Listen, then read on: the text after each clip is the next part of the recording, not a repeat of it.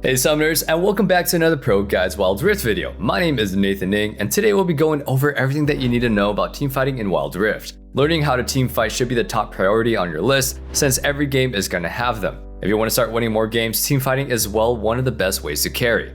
To make things easy, let's set a definition for every type of fight that can happen between champions. A 1v1 is called a duel, while a 2v2 or 3v3 are called skirmishes. Team fights are generally 4v4s or 5v5 fights, making these battles explosive and very hard to follow. We're going to be focusing on team fights since duels and skirmishes play out very differently.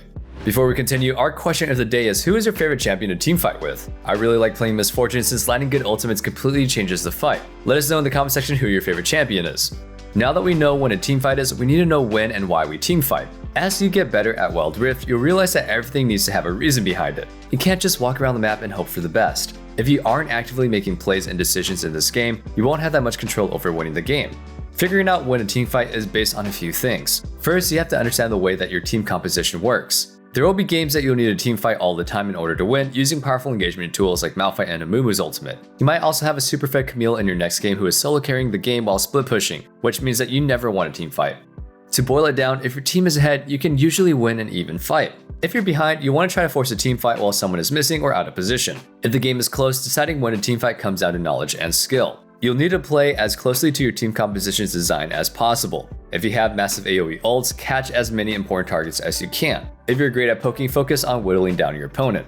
To learn why you teamfight, you have to think a step ahead to plan for the best time. If you're playing an early game team composition, you'll want to force team fights when you can. Late game team comp should avoid fights until they're scaled up. No matter your team comp, there are a few things that you need to ask before you decide on that team fight.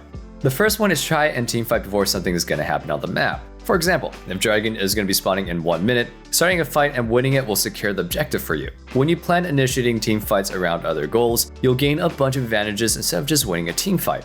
Okay, so now that we all know the best times to teamfight, let's start by breaking down how to win that team fight. Wild Rift is a 5-on-5 game, which means that you'll have to depend on the 4 other players who really win games. Teamfights are the ultimate measure of mechanics and micro gameplay, testing everyone's ability at once. The best way to win a teamfight is to fully understand the role that you play in any game. Every champion in Wild Rift has a main role, and most have another role in a team. In order to talk about these roles, we need to establish what a teamfight usually looks like. Each team's composition can be divided into an optimal setup. This formation has 3 main parts: the front line, the middle line, and the back line. The front line is filled with beefier champions, the guys you want leading the charge into fights. Tanks and fighters fill the front line, effectively creating a wall of protection for your team. Tanks use a reliable CC and powerful zone control to keep the enemies in place, and fighters do a lot of damage if you give them enough time, making them difficult to ignore for too long. Their pressure and tankiness make them great at moving the fight. Malphite and Dr. Mundo are great examples for champions that are always in the front line. Your main job as a frontliner is to dictate the way the fight is going. As the first person in line, you need to be the one that engages at the perfect time. Learning how to properly engage takes a lot of time and game knowledge. Do your best to memorize all the champions and their abilities so you can start thinking about fights in your head. The best tip for engaging is to look for important targets and watch their skill usage. If you see a marksman use their dash, now is a perfect time to flash in and get the fight going. Try not to force and engage so hard that your team isn't able to follow up. If your teammates aren't close by, you won't have anyone to capitalize on your engage and you'll probably die for free. At the end of the day, the best way to get better is to engage as much as you can, and this is what I call limit testing, or just an excuse for my feeding. You'll quickly learn about champions and teamfighting as a frontliner.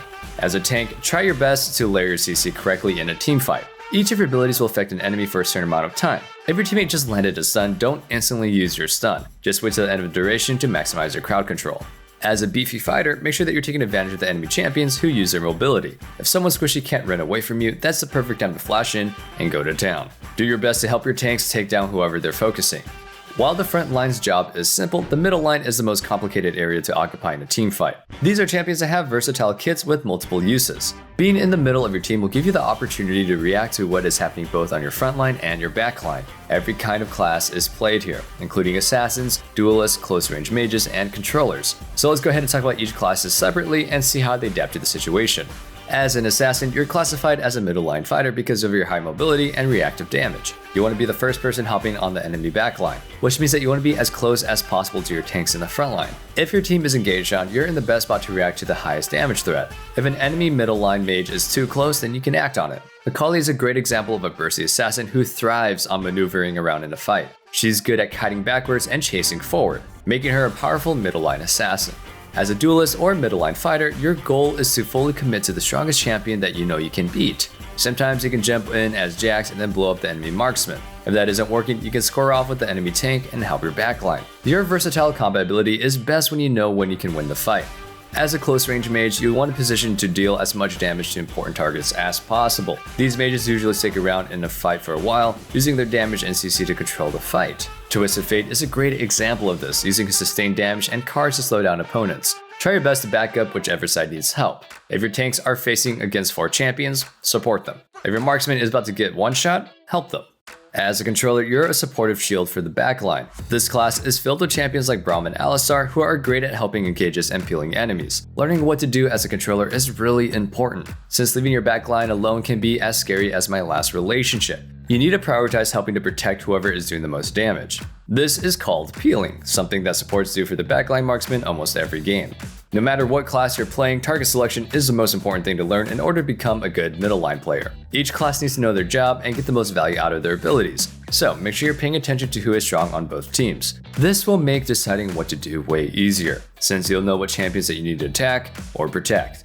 The final area of the team fight that we'll be talking about is the backline. In a standard team composition, both teams will have 1 or 2 sources of a consistent high damage DPS in the back of the fight. Your number 1 priority is to stay alive and deal as much damage as possible. The backline is filled primarily with marksmen and long-range mages. The backline relies entirely on the front and middle line to space out the fight and keep them safe. Both marksmen and mages need to find the perfect balance of dealing damage and surviving. If the only target that you can attack is the tank, then you're safely hitting the tank. Your role is designed to deal strong damage against any target, so use that consistency to your advantage.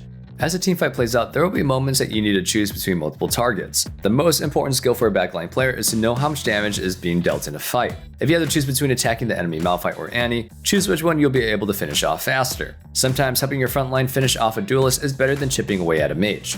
Okay, so we talked about 3 major areas of space in a teamfight. A normal teamfight has the front lines running into each other, fighting for ground and hoping that their team is backing them up. The middle line controllers are helping zone out the fight, while assassins are targeting the enemy backline. Both teams' backlines are doing as much damage as they can. When a team is close in gold, whichever team has the better fundamental skills will win the game in a teamfight. What we just went over are the basics of teamfighting and standard compositions. As you play the game, you'll run into teams that have totally different dynamics and playstyles. Some games have a team with no frontline and 4 poking long-range mages. Others have 5 middle line brawlers. No matter what kind of team you're facing, the goals and decision making will always be the same for every area in the teamfight. If you thought you were comfortable, there are some champions that live totally to change the way the teamfight is played. In Wild Rift, someone like Singed is a frontline tank who does everything he can to run around and make people mad. There are champions in League of Legends who do even crazier things like summon turrets and soldiers. As the cast grows larger, teamfights will only get more complicated and skill expressive, so start learning while things are pretty tame. That pretty much wraps up everything that you need to know about teamfighting in Wild Rift. The best way to learn is to go out there and keep practicing and keep in mind what you learned from this video. Try to look at the champions that you enjoy playing and figure out what they're supposed to be doing in a teamfight. After that, start trying to accomplish your goals. Try engaging as a frontliner or surviving in fights as a marksman. I suggest sticking with the same few champions and roles so you can familiarize yourself with one thing at a time.